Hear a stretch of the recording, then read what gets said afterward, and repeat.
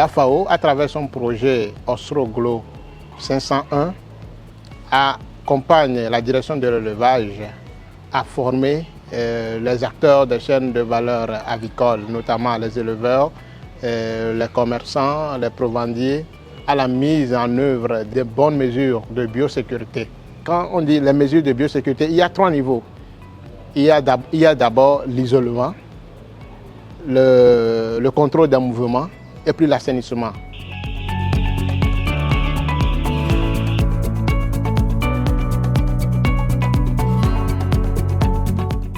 On est venu à une formation sur la biosécurité dans la ferme des aviculteurs. Pour cette formation, j'ai beaucoup appris, y compris comment entretenir nos poulaillers pour que les oiseaux qui se vagabondent ne nous apportent pas de maladies. En plus, on nous a beaucoup dit sur des prophylaxies. Tu ne peux pas aller prendre des poussins sans ne pas savoir quoi les donner au préalable jusqu'à ce qu'ils n'arrivent au moment d'être des pondeuses.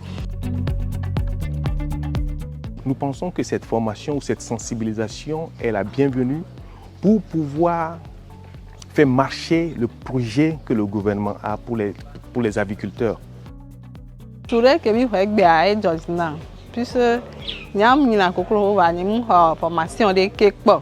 Moi, nous avons les filles à matin pratiquer dans le couple de Koussoubé, Doric Pengavalo, au club Boamenam. Même 3 jours, il fait une fille à élever côté ma blonde que mi va suivre bien donc on a essayé de pratiquer. Il n'y a pas de non non. Caméra donc il n'y a pas de dire le Togo. En mettant en pratique les mesures de biosécurité, l'éleveur s'assure que son élevage est protégé contre les différentes maladies, et notamment la grippe aviaire.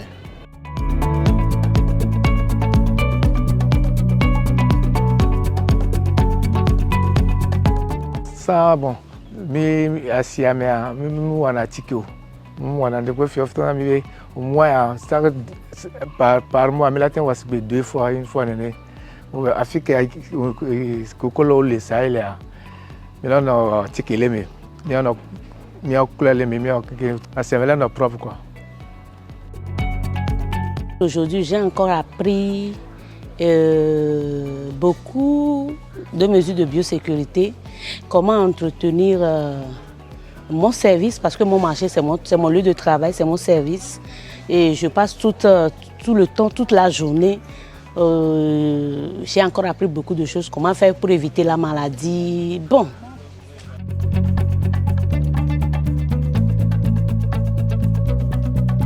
Les participants ont suivi avec beaucoup d'intérêt cette formation.